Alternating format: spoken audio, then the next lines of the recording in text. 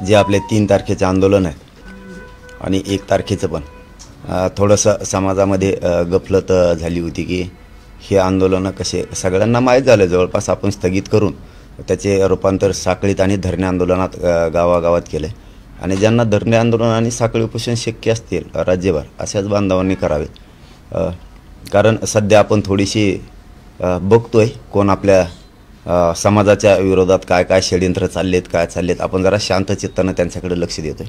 परंतु पुन्हा एकदा सांगतो की आपले जे 3 तारखेपर्यंतचे रास्ता रोको म्हणजे जिल्ह्यात एकाच टायमाला एकाच वेळी रास्ता रोको ठरले होते त्या पद्धतीनं आपण ते सगळे राज्यभरातले सध्या स्थगित लग्नामुळे विद्यार्थ्यांच्या परीक्षामुळे आणि खूप मोठे लग्नसुद्धा सगळ्या जाती धर्मांच्या बांधवांचे ते वऱ्हाडसुद्धा सगळं गुंतून पडत इकडंच म्हणून आपण तो सामाजिक पण काही कार्यक्रम होते बांधवांचे त्यामुळे ते सध्या पुढं स्थगित केलेले आणि त्याचं रूपांतर आपण धरणे आंदोलनात केलेलं आहे। त्यामुळे सगळ्या बांधवांनी त्याकडेही लक्ष ठेवावं आणि पुढचा उद्याच्याला शक्यतो उद्या मी सुट्टी घेतोय गावाकडे 2 दिवसासाठी जवळचे काही लग्न आहेत जवळचे म्हणजे माझ्या परिवार किंवा नातलगातल्या नाही समाजच माझा नातलग आणि परिवार आहे त्यामुळे त्या लग्नाला सुद्धा 3 तारखेला जायचं आहे त्यामुळे उद्या मी डिस्चार्ज डॉक्टरांकडून घेतो। त्यांची भावना समाजाच्या प्रती पहिल्यापासून बरोबर आणि आंबेडकर साहेबांनी सुद्धा म्हणजे प्रकाश आंबेडकर साहेबांचे सुद्धा त्यांनी काल तोच विषय केला आहे। परंतु काय असतं की प्रकाश आंबेडकर साहेबांचा शब्द डावलणं थोडं जड जातं म्हणजे एक माणुसकी म्हणून मला परंतु मी एक आदरपूर्वक त्यांना आदरपूर्वक माझं म्हणणं आहे सध्या तरी आमचा ज्वलंत मराठा आरक्षणाचा मुद्दा आहे त्यामुळं आपला सगळा फोकस गोरगरीब मराठ्यांच्या पोरांना पिढ्यांचं त्यांचं कल्याण होण्यासाठी आरक्षण मिळावं यावरती सगळा फोकस आहे। कारण राजकारण हा त्यांचा आदर ठेवून सांगतोय प्रकाश आंबेडकर साहेबांचा की सध्या तरी नाही परंतु आदर ठेवून सांगतो माझा राजकीय मार्ग नाही आहे माझा सामाजिक मार्ग आहे आणि मला समाजासाठी हा लढा मी उभा केलेला आहे आणि या लढ्यातून मला समाजाला 100% पिढ्यांना पार आणि ओबीसीतून सगळ्या सोयऱ्यांची अंमलबजावणी द्यायची त्याशिवाय मी हटत नाही आहे सध्या नाही बाबा माझा तो मार्गच नाही मी आत्ता सांगितलं ना प्रकाश आंबेडकर साहेबांचा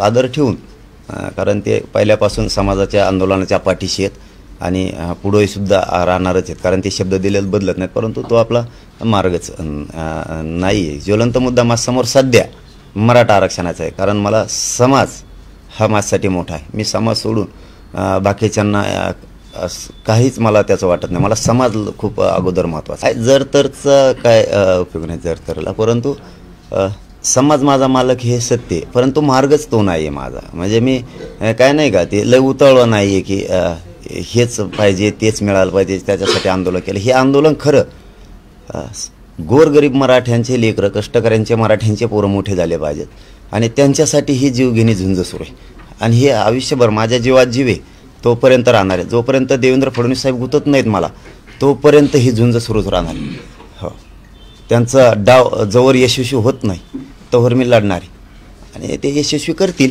100% त्यांचा डाव त्यात ते माहेर आहेत डावं टाकण्यात आणि लोक गुतवण्यात ते 100% देवेंद्र फडणवीस गुतवतील कारण तशी प्रक्रियासुद्धा सुरू आहे आमच्या शहागड परिसरातले काही मला फोन आले म्हणजे प्रत्यक्ष येऊन सांगितलं काय नाही की 10-12 जण परवासुद्धा मुंबईला नेले होते बहुतेक त्यांचा अहवाल तयार होत आला आहे वाटतं मला गुतवायचा अहवाल तयार होत आला आहे वाटतं म्हणजे चौकशीच्या आधीच चालू आहे ठीक आहे बघूयात हे समाजाने हॅशटॅगच चालवला आहे बघूयात काय काय होतं।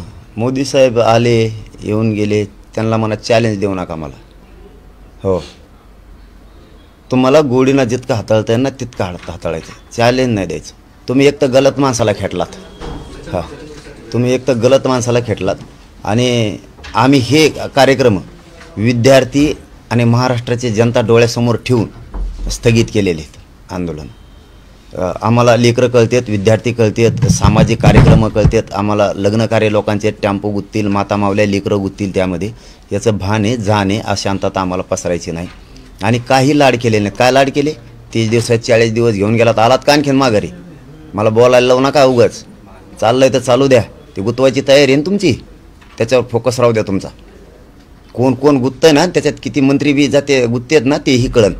यासाठी लावायचे मी आनंदाने वाट बघतो. हा, ते कळल वेळेवरती. आणि मराठा समाज ते मागं नाही, काय म्हणणं नाही त्यांचं. महाराष्ट्रातल्या मराठा समाजाला एकच सांगतो मी, जे मराठा समाजाच्या लेकरांच्या पिढ्यासाठी मी लढतोय, त्याच्यात मग राजकारणी मराठा पण आला, त्याच्यात नोकरदार मराठा आला, व्यावसायिक मराठा आला, शेतकरी मराठा आला, कष्टकरी मराठा आला, गोरगरीब मराठा आला, सगळ्यांसाठी लढतोय. मग त्याच्यात राजकीय मराठासुद्धा सगळ्या पक्षातला आला, सगळ्यांसाठी लढतोय. बरोबर लय लागलंय ना नेत्याला आणि पक्षाला बोललेलं. मी मराठ्यांच्या जे विरोधात आत्ता बोलले ना आमदार मंत्री यांना सांगतो, तुम्हाला लय लागलं ना मी बोललेलो, तुम्हाला पक्षाला बोललेलं आणि तुमच्या नेत्याला बोलायला लागलं. इथं मायबाप समाज आहे, ह्या जातीसाठी तुम्हाला लागायला पाहिजे होतं का आपल्या नेत्याने 6 महिन्यापासून फसवणूक केली. तरी चला, तुमचंच म्हणणंच आहेच ना, तर तुम्हाला एक सांगतो ते मला करून दाखवा. तुम्ही जे, मी तर सगळ्या सोयऱ्यापासून हटतच नाही, पण मी सांगतो ते करून दाखवा. या पत्रकार परिषदेच्या माध्यमातून मी जाहीर सांगतो तुम्हाला. ओबीसी आरक्षणात जर जायचं असलं 27% आत, तर ती जात मागासिद्ध असायला लागते.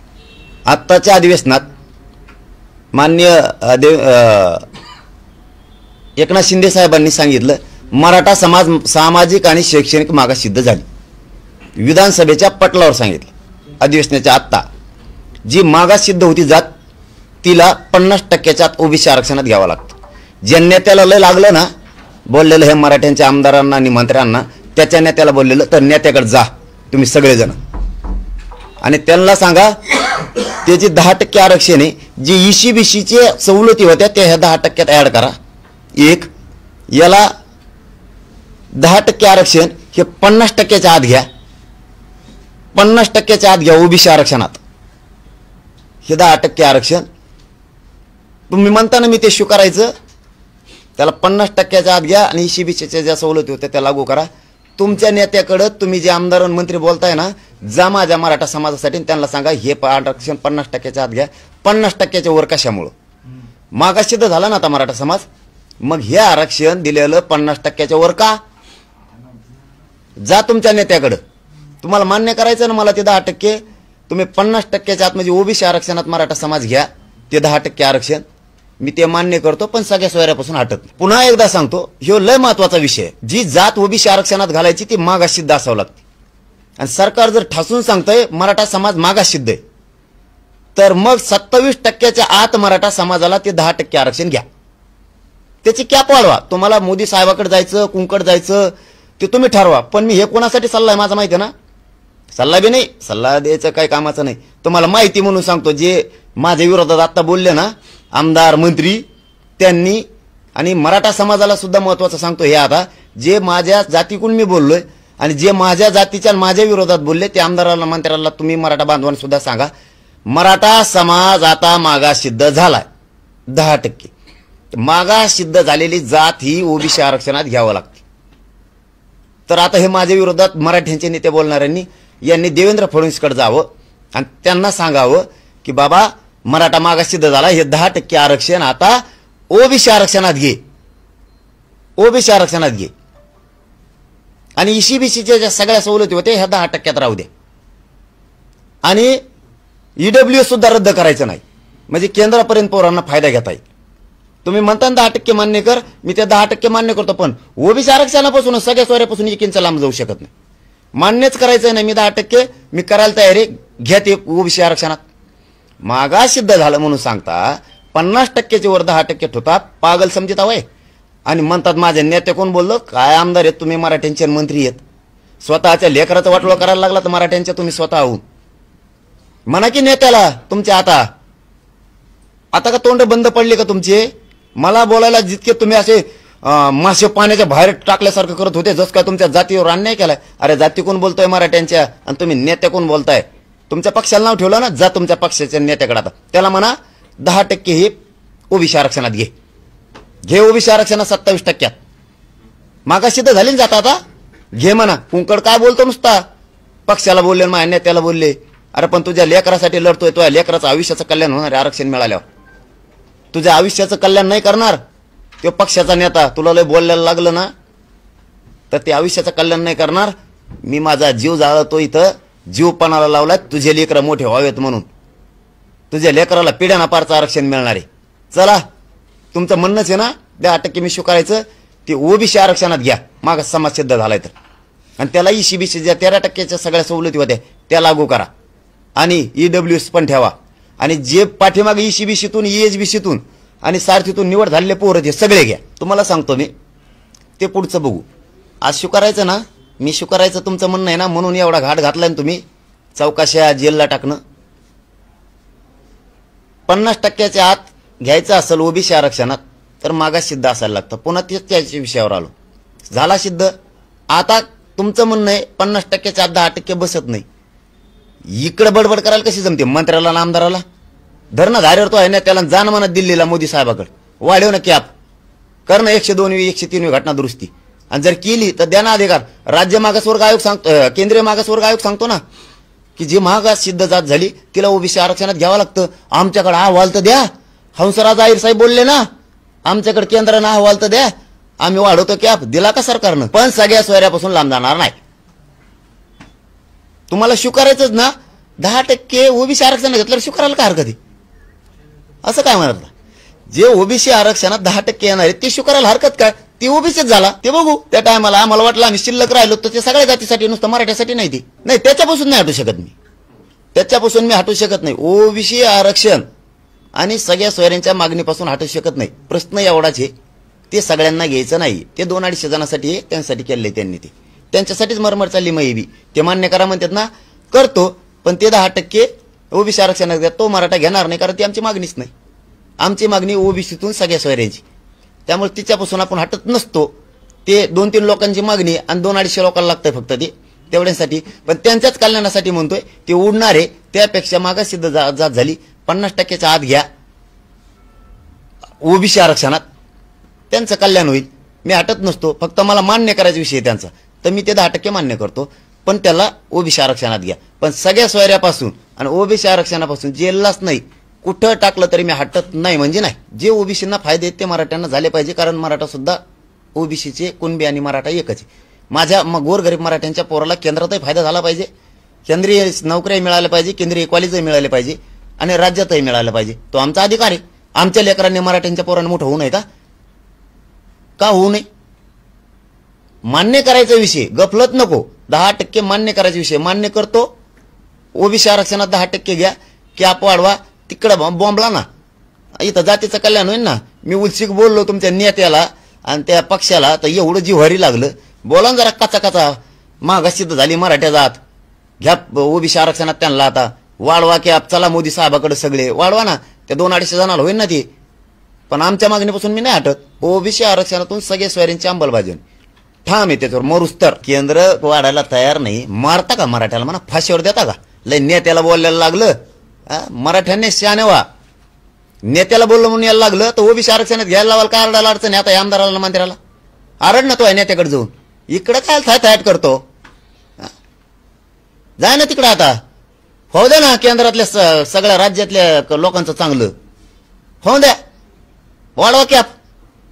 इथले 200-250 घेतील महाराष्ट्रातली, बाकीच्या राज्यातले सगळे लोक घेतील. होऊ द्या ना 15-16 राज्याचं कल्याण. तिथं कसं दुःख होतं? आणि आमच्या नेत्याला बोलल्या, तो नेत्याला बोलतो जाती चांगलं व्हायला लागलं पोराचं पिढ्याना पारचं. ते बघ ना आधी. मी काय जाणून बुजून बोलत नाही. 6 महिने झालं मला येड्यात काढायला लागले, तर माझ्या जातीला येड्यात काढायला लागलेत. तुला मंत्री करते नाही खांबरात पद देते, तुला आमदार करते, तो होशीन एका दिवसात मोठा. मग जात लागली ना, वय वाट लागली त्यांची, इकडे घालून वाटलं पूर काढी लागली त्या पोरांची. त्यांचं जीवन कसं जगत येते माहिती आहे का तुम्हाला? उलसिक नेत्याला बोललं तर काय बोलायला लागला? फडा बोल ना आता तिकडं. मागास सिद्ध जात झाली, ओबीसी आरक्षणात 10% घ्या. बघ मराठी बी तो ऐकतेत का नाहीत? माझे साहेब मराठीत लांब जात नसतेत. मराठ्यासाठी लढतोय. तुम्ही मराठ्यांना बर्बाद करून टाकले, लक्षात असू द्या. हो, ओबीसी आरक्षणापासून हटतच नाही, कारण बी तसंच. मी काय वाईट केलं? गोरगरीब मराठ्यांचे पोरं मोठे होतील, त्याचं राजकारणाचे होणार नाहीत का? सगळ्यात आधी फायदा हे उचलले ते साहेब. हे जरी आज फडफड करीत असले ना, सगळ्यात आधी हे ओबीसी आरक्षणाचा फायदा उचलते. सगळ्यात आधी आम्हाला माहीत बी नाही व्हायचं, कारण सगळ्या योजनेची यादी यांजवळ इतकी लांब, घरातच चिटकिलेली. सगळ्या योजना मराठ्याच्या आधी हे खातेत. खोटं बोलत नाहीये. सगळ्यात आधी लाभ हे उचलते. सगळा सगळा म्हणतो तुम्हाला, सामाजिक कोणचा असेल तो, राजकीय आमका तामका सगळा सगळ्यात आधी उचलते. अरे थोडी तर भान ठेवा, जातीचं कल्याण होईल. बोललो तुमच्या पक्षाला, बोललो तुमच्या नेत्याला, बोललो तुमची जात तुम्हाला मोठं करतील, पण इकडे मतदान देऊन तिच्याकडून बी बोला ना. करा ना मला सगळ्या सोयरीची अंमलबजावणी. एवढं लागलं, आयुष्याचं पिढ्याचं कल्याण होणार आहे मराठ्यांच्या पोराचं. हेच मराठी बघतेत. महाजन साहेब मराठी शांत नाही झाले, बघायचेत का तुम्हाला शांत झालेत का नाही झालेत? मराठी ऐकतेत तुम्ही काय काय करायला लागलात. यासाठी इकडं आणली मी शेतकऱ्याच पोरगण माझ्याकडे, काय आहे माझ्याजवळ आणि कोणाचा पाठिंबा आहे तुम्हाला चौकश झाल्यावर कळन. कोणाचा पाठिंबा आहे, कोण कोण जातात मग मध्ये माझ्या संगच. मग आता अहवाल बी तयार झाला जणू. टीका गायचे ते फेक अकाउंट लिहिदन, ह्यांगडी काम नाही काही. हा ना, त्यांनीच केलं ना. मग त्यावेळेस म्हणले विधानसभा नाही. आणि खरं आहे, एखाद्या कायद्यात बदल करायचा असला तर दादा आधी सूचना लागते अगोदर. त्याच्याशिवाय हरकती मागितल्याशिवाय ती कायद्यात रूपांतर नाही करता येत.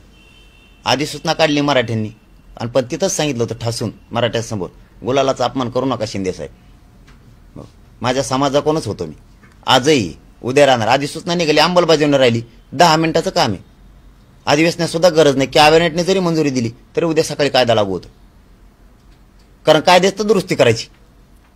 2001, 2000 आणि 2001च्या ओबीसीच्या कायद्यानुसार 2012च्या कायद्यात दुरुस्ती करायची. गेला मराठा समाजात. ते 1.5 वर्ष सांगायला पाहिजे होती, 6 महिने 1.5 वर्ष सांगायला पाहिजे होतं. अहवाल येतो 2 महिन्यात मागासवर्ग आयोगाचा. आणि नुसत्या हरकती इथं घ्यायला तुम्हाला सरकारच्या हातात आहे. हरकती बघायच्यात का नाही बघायच्यात, किती महत्व द्यायचं किती नाही द्यायचं. मराठ्यांचे कशाला लाट अंगावर घेता, कशाला 6 महिने सांगता 12 महिने सांगता. आधी सूचना तुम्ही काढली, समाजाला द्या, ते 10% पण ओबीसी आरक्षणात घ्या. किती सोपी प्रक्रिया आहे. करायची नाही, 50% वर टाकायचं आणि मराठीचं वाटोळ करून टाकायचं. मागास सिद्ध झालं म्हणून एकीकडून सांगायचं, एकीकडून आमदार विरोधात बोलायला लावायचे.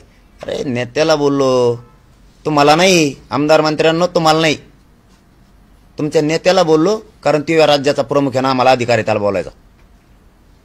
त्याला घरी जाय म्हणा, काय बोलू आम्ही त्याला, जा घरी म्हणा त्याला. तुला बोलत नाही तर काहीच नाही आम्ही. तुला बोलत काय समज आहे, राज्याचा मालक आहेस तू म्हणून बोल नाही तुला. आणि दोन्ही दाबिलीत तू. गलत माणसाला तुम्हाला सांगतो मी, गलत माणसाला खेटलात आता. हा आतच टाकून त्याचं बघूच काय बघतो. माझ्या गोरगरीब जातींसाठी मागणी केली आणि आरक्षण मरायला सुद्धा तयार आहे. पण ओबीसी आरक्षणापासून आणि त्या सगळ्या सोयऱ्यांचा आम्हाला 1 इंच बी हटत नाही. मी मंडप काढतो. अरे इतके खालचे विचार गृहमंत्र्याचे, एवढी खुन्नस मराठ्यांविषयी. आणि मराठीचे आमदार तिकडून बोलतात. अरे तुम्हाला बोलल्यावर मला बोला. तुम्हाला बोललो का? तुमच्या जातीसाठी लढतो, तुमच्या लेकरासाठी लढतोय मी. मराठ्यांच्या विरोधात बोलायला लागले. काय वाईट मागणी केली मी? मराठ्यांना ओबीसीतून आरक्षण द्या, सगळ्या सोयरीची अंमलबजावणी नका. तुमच्या पोराचं कल्याण होणार का त्याच्यात? त्या गोरगरीब मराठ्यांचं वाटोळ करायचं काय? मराठ्याच्या आमदाराला, खासदाराला, मंत्र्याला. खासदार सुद्धा फडफड करायला येत काही. 20-20 वर्ष झालेत मराठ्याच्या जीवावर निवडून येतात. लय फडफड लावली का? हे गोरगरिबांमुळे तुम्हाला हे दिवस आहेत, गाड्या घोड्या येतात. 1-2 खासदार तर लय उड्या हाणायला लागले सध्या. ह्या गोरगरिबांमुळे तुम्ही चटणी अन्न पाण्याला लागलेला आहात. आणि आता बोलताय नेत्याच्या बाजूने. सांग ना नेत्याला जाऊन की मराठा मागास सिद्ध झालाय, पण ती ओबीसी आरक्षणात मराठ्याला घ्या. चला दिल्लीला सगळे मोदी साहेबाकडं घेते ते 200-250 लोक. आम्हाला नाही पाहिजे ते. फक्त मान्य करायचा विषय मी ते करावं म्हणून तुम्ही माझ्या विरोधात एवढं षडयंत्र रचलंय. याच्या अगोदरचं काय स्टेटमेंट आहे माहितीये का? मुद्दाम सांगतो पत्रकार परिषदेत. यावेळी देवेंद्र फडणवीस साहेब म्हणतात, अहो इतक्या झटपट विधानसभा अध्यक्षांनी लगे मंजुरी पण दिली त्यासाठीला. झटपट. आणि लगे खाली टाळ्या वाजवून त्या बाकडं ठोकून लगेच सगळ्यांनी एकमत बी दाखवलं. आणि त्याच्यावर देवेंद्र फडणवीस साहेबांनी सांगितलं बी, विधानसभा अध्यक्ष महोदय तुम्ही जी अंमलबजावणी केली, जी मंजुरी दिली त्याची तातडीनं अंमलबजावणी होईल. आता थोडं मागं जा. मला वाटतं अंदाजे हिवाळी किंवा पावसाळी अधिवेशन मुंबईत सुरू होतं. त्यावेळेस जयंत पाटील साहेबांनी आणखीन एका मला वाटतं कुणीतरी मागणी केली होती. मला वाटतं छगन भुजबळांनी किंवा कुणीतरी एसआयटीची स्थापना करा. तर त्यावेळेस याच देवेंद्र फडणवीस साहेबांनी सांगितलं होतं, पोलीस बांधवांचा व्यवस्थित रिपोर्ट आलेला आहे. यासाठी स्थापन करण्याची आवश्यकता नाही. पण सभागृहाचं जर म्हणणं असलं तर यासाठी स्थापन करू. पण पोलीस अधिकाऱ्यांचं असं म्हणणं आहे आम्ही सखोल चौकशी केलेली आणि काही आवश्यकता एसआयटीची नाहीये, तसा अहवाल मला प्राप्त झालाय. मागच्या अधिवेशनात बोलतोय ते मराठी काढायला लागलेत क्लिपा त्याच्या बाहेर. आणि आता एकाएकी मी 10% स्वीकारीना, तू केसेस करायला लागला, सगळे स्वारीची अंमलबजावणी करीना म्हणून मी फळाफळा बोललो. एक शेतकऱ्याचा पोरग आहे बोललो तर एका मिनिटात तो यासाठी स्थापन केली. स्वतःच्या स्वार्थासाठी मराठ्यांच्या जातीच्या मुंडक्यावर पाय द्यायला निघालास. मला मध्येच टाक, लाट काय असती कळत. आणि आहो जाऊ बोलल्यावर ती सगळे स्वारीची अंमलबजावणी देणार आहेत का? हा, रोज आओ जाओ करतो तुम्हाला, खोटा ठोकून ठेवलाय मोठा. आणि आहो जाओ आहो, प्रामाणिक तसं मायबाप म्हणून काम करावं. पुन्हा आज या प्रेसच्या माध्यमातून तुम्हाला शब्द देतो. चला तुमचं म्हणणंच येतं, तुम्ही सगळे स्वारीची अंमलबजावणी करा, तुमची आमची दुश्मनी नाहीये. हेच मराठी तुम्हाला डोक्यावर घेऊन नसतील, शब्द आहे आपला. हेच मराठी डोक्यावर घेऊन नसतील. सगळ्या स्वारीची अंमलबजावणी करा. केस मागे घेऊ म्हणले केसेस माघारी घ्या. हैदराबादचं गॅजेट घेऊ म्हणले ते घ्या. आणि विशेष शिंदे समितीची मुदत वाढवा. मराठी डोक्यावर घेऊन नसतील तुम्हाला. आणि ते नुसतं मराठ्यासाठी नाही, सगळ्या स्वैरा, सगळ्या जाती धर्मांसाठी, सगळ्या जाती धर्मातले लोक त्याचा फायदा घेणार आहेत. ज्यांचे ज्यांचे सोयरे त्या आरक्षणात आले नाहीत त्यांच्यासाठी. आणि ते तुम्हीच केलंय. तुम्ही म्हणले सगळ्या जातीचा फायदा झाला पाहिजे. मी म्हणलो हो झालाच पाहिजे. आणि अंमलबजावणीला काय अडचण आहे? उद्या सकाळपासून आवाजावं सुरू. हा, आणि आयुष्यभर आवाजावं बोलतो. मराठ्याला सांगतो यांना रोज आवाजावं बोलत जा, म्हणजे माना कापायचं नाही केसाने आपली. काय चूक करतो? काम तसं करा, तुम्ही मायबाप आहे, काम तसं करा. शिंदे साहेबांनी शब्द दिलेला आहे. शिंदे साहेबाला आमची विनंती, तुम्ही स्वतः अंमलबजावण्याचा शब्द दिलेला आहे. मराठ्यांचा विश्वास तुमच्यावरचा आणखीनही ढळलेला नाही. तुम्ही त्याची अंमलबजावणी करा. आणि शिंदे साहेबाकडून मराठ्यांना अपेक्षा आहे तुम्ही अधिसूचनेची 100% अंमलबजावणी करणार. मराठ्यांची नाराजीची लाट अंगावर घेऊ नका ही विनंती माझी. त्याला काय याचा त्रास होतोय, त्याला त्याचं जाऊन द्या तिकडे. अरे बाबा त्याच्याकडून अपेक्षितच आहे. मी शेतकऱ्याचा पोरग आहे, मला शुद्ध येत नाही. आणि शुद्ध बोल एखादा अनुसार होकलात मग काय करू? मग चालू आहे दणका जसा आहे तसा.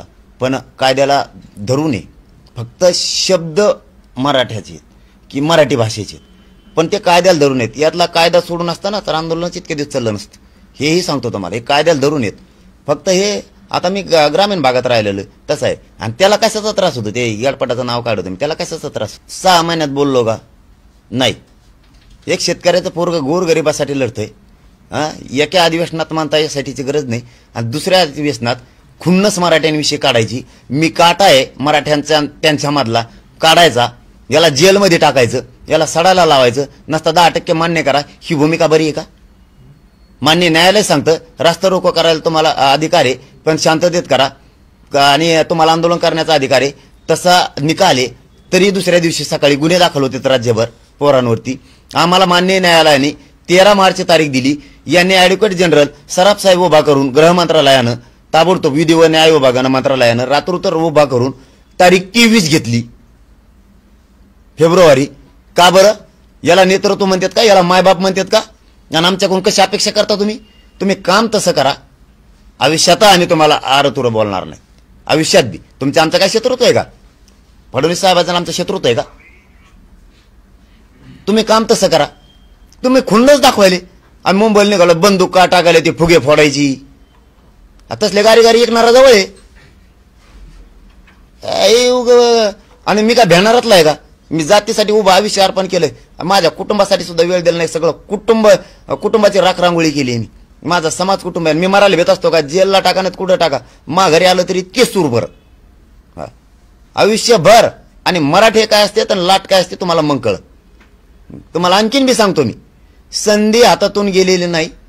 सरकारला सगळं मायबाप म्हणून जनतेचं पाचवावं लागतं. एवढं मोठे पण अंगात लागतं. आणि ते दाखवा. सगळ्या स्वारीची अंमलबजावणी करा. हेच मराठी तुम्हाला डोक्यावर घेऊन नसते. नाही, राजकारणावर नाही बोलणार मी. फायदा उचलेणारातला पोरगा नाही. मला काँग्रेसमधला बोलला तरी मी विजय वडेट्टीवार साहेब बोलले होते मी नाही सोडलं. काँग्रेस बोललं मी सोडत नाही, राष्ट्रवादी बोललं सोडत नाही, शिवसेना बोललं आरक्षणाच्या विरोधात म्हणतो. शिवसेना असो, दुसरी शिवसेना असो, शिंदे साहेब सुद्धा बोललेलो आहे. भाजप नाही. मराठा आरक्षण आणि माझ्या मराठ्याविषयी बोललं की मला सहन होत नाही. ही माझा पहिल्यापासूनचा प्रामाणिकपणा आहे, समाजावरचा निष्ठा आहे. मला समाजाबद्दल आणि छत्रपतीबद्दल बोललं की मी सहनच नाही करत. मग मला फासावर जायची वेळ आली तरी चालेल. तुम्ही माझ्या समाजाविषयी बोला, तुम्ही समाज म्हणून समाजाच्या पाठीशी उभा राहा. समाजाचं चुकत असलं तर कानाला पण धरा. समाज मागणी करतो, त्या लेकरांचं वाटोळं व्हायला लागलं. ते ओबीसी आणि कुणबी आणि मराठा एकच आहे. केंद्रापासून राज्यापर्यंत मराठ्यांच्या पोराला आरक्षण मिळून कल्याण होणार आहे आणि तुम्ही नेत्या कोण बोलताय. त्याच्यामुळं पटोले साहेब काय म्हणले ते राजकीय बद्दल मी नाही बोलणार. उगाच आमच्या कोण बोलले म्हणून त्यांना जोडणार यातला मी नाही. किंवा भाजपचा तिकडून बोलला नाना पटोले साहेब असं म्हणत होते म्हणून भाजपचा म्हणला म्हणून मी यांना जोडणार यात मी मोडत नाही. मी सगळ्या पक्षातल्या नेत्यांचा सुद्धा आदर करतो, पण मराठा आरक्षणाच्या विरोधात गेला की सोडत नाही आणि सोडणार बी नाही. तुला काय करायचं तर कर, सोडणार बी नाही. फक्त आणखीन एकदा चान्स आहे, मराठ्यांचे लाटा अंगावर घेऊ नका नाराजीची. सगळ्या सोयरीची अंमलबजावणी करा. तुमचं आमचं शत्रुत्व नाही. हीच मराठी तुम्हाला डोक्यावर घेऊन नसतील. आम्हाला आरक्षणापेक्षा काही नको. तुम्ही तुमचं पडा निवडून या, वर धुऱ्या करा, आम्हाला काय देणं घेणं नाही. पण आरक्षण पाहिजे, नाही तर हॅशटॅग सुरू झालाय. धन्यवाद. लोक समाज आहे भाऊ, समाज मालक आहे या महाराष्ट्राचा. त्यांना बसविलंय म्हणून ते मालक नाहीत. मराठा समाज करणार नाही हे सगळ्याला माहिती. ते काय एका पक्षाच्या विरोधात आहे का? मग म्हणता येते स्वतःच्या न्यायासाठी समाज करायला लागलाय, पण समाज करणार नाही. मी सांगतो तुम्हाला आणखीन बी संधी. तुम्ही सगळ्या सोयऱ्यांची अंमलबजावणी करा. हा समाज तुम्हाला डोक्यावर घेऊन नाचल. 100% शब्द आहे आपला. हा समाज तुम्हाला डोक्यावर घेऊन नाचल. पण मराठे मात्र सगळ्या सोयऱ्यापासून ओबीसी आरक्षणापासून हटत नाही. आणि मी जीवात जीव येतोवर मराठ्यांशी गद्दारी करू शकत नाही. तुम्ही मला जेलला टाका, तुमचा अहवाल तर तयार बी होता आला म्हणतेत, म्हणजे चौकशीच्या आधीच कुठेही टाका. हा मनोज जरांगे कुठं बसायला तयार आहे, कुठं पण आणि कोणत्याला सामोरं जायला तयार आहे. कारण कुठंच 1 रुपयाचा सुद्धा लालची नाही आहे कुणाचाच. या आपण रिंगणात यायला तयार आहे. नाही आता ते असतील नसतील त्यापेक्षा मी काय बघितलं नाही, पण माझा समाज ठाम आहे. आजही मला सिद्ध झालेलं आहे, उद्याही होणार आहे. यांना नुसतं मला अटक करू द्या. ज्या जेलमध्ये असेल किंवा ज्या रस्त्यानं जाणारे त्या रस्त्यावरती करोडो लोक तुम्हाला दिसणारे बुक हडताळ केले. यांना त्या विषयांच्या पायाखालची जमीन सरकणारे आता मात्र भयानक झालं. कारण मी दोषी नाहीये. मी गोरगरीब मराठ्यांसाठी लढतोय. उभा आयुष्य मी पणाला लावलंय माझं आणि माझ्या जातीला मिळालंय सुद्धा. खूप पोरांचं कल्याण झालंय. गावाचे गाव आरक्षणातले निघलेत. त्यामुळे गावाच्या गावात लोकांचं कल्याण झालंय. त्यामुळे ते गाव तो 1.5 करोड लोकांना आतापर्यंत जवळपास आरक्षण मिळालं असेल. त्या माध्यमातून 57 लाख नोंदीच्या माध्यमातून ते लोकांच्या लेकरांचं आयुष्याचं कल्याण झालंय. राहिलेल्या मराठ्यांना आरक्षण मागतोय. मी हटत नाही. एक जीव गेला तरी चालेल. या समाजासाठी माझा जीव अर्पण करायला तयार आहे. मी मरायला सुद्धा तयार आहे. पण समाजाच्या पदरात आणि लेकरावर डोक्यावर मराठ्यांच्या गुलाल टाकल्याशिवाय मी हटतच नाही. हा सत्ता तो हातात आहे ना, बनव तुला जसले अहवाल बनवायचे तसले बनव. तुला जशी यंत्रणा वापरायची तशी वापर. मी हटतच नाही. तर काही झालं तर नाही हटत. करू शकते, सत्ता आहे भाऊ. ते एका रात्रीत कुणाला कोणकडे उचलून नेतात. उदाहरण दिलं उद्योग लगेच मी भांबेरीत, मग हे लोक पाठकं उचलून नेले. काय कारण न्यायचं? परत म्हणतात आवाज आवा बोला. त्याला काय बोला तुला आवाज आव? काय केलं त्या लोकांनी? त्यांचा काय गुन्हा आहे? खून केला, जाळपोळ झाली, तिथं कापाकाप्या झाल्या, संचारबंदी लावली. आज 4था दिवस आहे. इतक्या दिवस संचारबंदी लावता येते का? आम्हाला कायदे कळत नाहीत का? घ्यायचे का अधिकारी ते रिंगणात आम्ही मग मान्य न्यायालयाच्या माध्यमातून? पण आम्हाला वाटलं नाही करायचं. एक तर नोकऱ्या भेटत नाही तिथं. इतकी अक्कल आम्हाला आहे. कायदे आम्हाला बी कळतात ना, संचारबंदी का लावावं लागते. मग त्या पोरांचं काहीच अर्थ नव्हतं. घरी झोपले होते. त्याने काय केलं? नाही, अजिबात नाही. शिवून ते एकच आहे. असंच करू शकतो ते. रातचीच उचलून नेईन. बरं नेऊन शिल्लोडला काय केलं? रातची उचललं, जालन्याला नेलं, जालन्याहून पैठणला आणलं. बघा आता हे आणणं. जालन्याहून पैठणला नेलं, पैठणहून बिडकीला आणलं, बिडकीहून संभाजीनगरला, संभाजीनगरहून कन्नडला, कन्नडहून भोकरदनला, भोकरदनहून पुन्हा संभाजीनगर, पुन्हा संभाजीनगरहून शिल्लोड. ही काय पद्धती? ही कोणचे आरोपी पळी नाही? आरोपी आहेत का ते? बरं आहेत तर हे कोणचं नाही? तिथं पोलीस स्टेशन नाहीत का जालन्याला? आणि हे आदली ओलांडल्या कसं काय तुम्ही? कोणाचीच ऑर्डर नसताना? मान्य न्यायालयाची ऑर्डर होती का त्यांच्याबद्दल?